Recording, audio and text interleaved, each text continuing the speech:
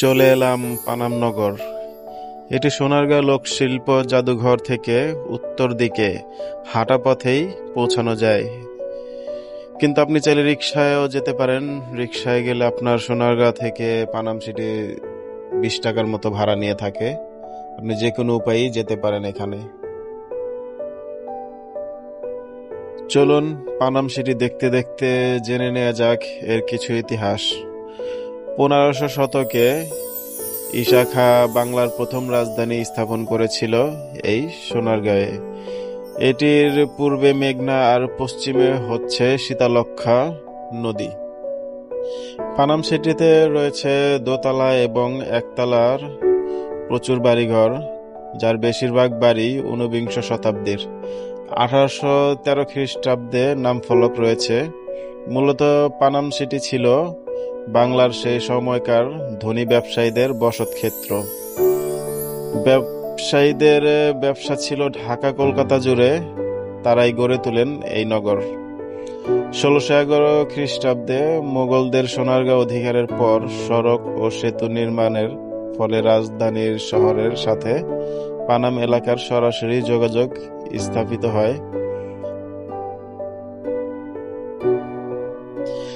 পানামের টিকে থাকা বাড়িগুলোর মধ্যে 52টি বাড়ি উল্লেখযোগ্য।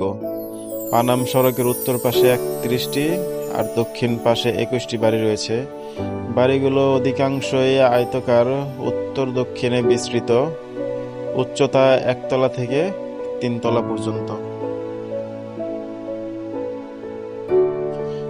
নগরীর ভিতরে আবাসিক ভবন ছাড়াও আছে মসজিদ, মন্দির, গির্জা, গোসলখানা, নাচঘর, পান্থশালা, চিত্রশালা, দরবার কক্ষ, গুপ্তপথ, বিচারালয়, পুরনো জাদুঘর। এছাড়া আছে 400 বছরের পুরনো টাকশাল বাড়ি।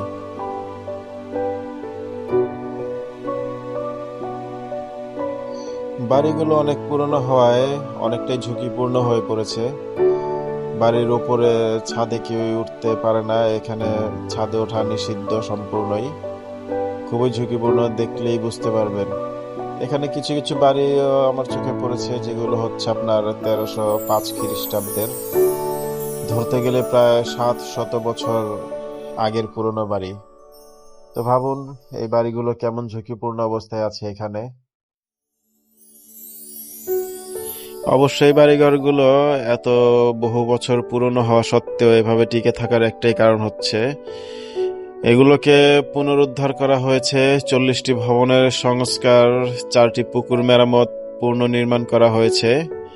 সবকিছুরই সংস্কার কাজ চলে এখানে। সংস্কার কার্যক্রমে 100 বছরের পুরনো কাশীনাথ ভবনে পুরনো অলঙ্করণ ফেলে দিয়ে নতুন করে অলঙ্করণ করা হয়েছে। তাছাড়া অতীতের ছোট ও চ্যাপ্টাকৃত ইটের পরিবর্তে ব্যবহৃত হয়েছে বর্তমানের বড় বড় আকারের ইটগুলো।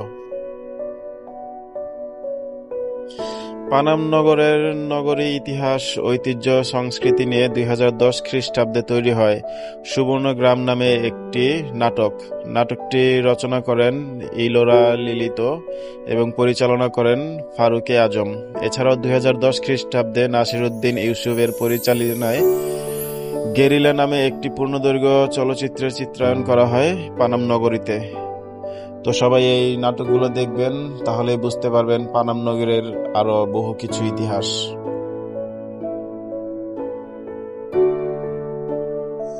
অল্প কিছু করে হলেও তুলে ধরতে পেরেছি পানাম নগরের ইতিহাস। তো যাদের যেতে ইচ্ছুক তারা ঘুরে আসতে পারেন এই পানাম নগরীতে, দেখে আসতে পারেন ভুতুরে অনেক বাড়িঘর। খুব পুরনো 1305 খ্রিস্টাব্দের বাড়িঘরও এখানে দাঁড়িয়ে আছে। এগুলো হয়তো আপনি অন্য কোথাও খুঁজে পাবেন না, ভালো লাগবে দেখতে। সর্বশেষে সবার মঙ্গল কামনা করে আমার ভিডিও এখানে শেষ করছি। ধন্যবাদ যারা পুরো ভিডিওটি দেখেছেন এবং ফলো দিয়ে সাথেই থাকুন। সামনে আরো হয়তো অনেক ধরনের ইতিহাস আপনাদের সামনে তুলে ধরার চেষ্টা করব। ধন্যবাদ, আল্লাহ হাফেজ।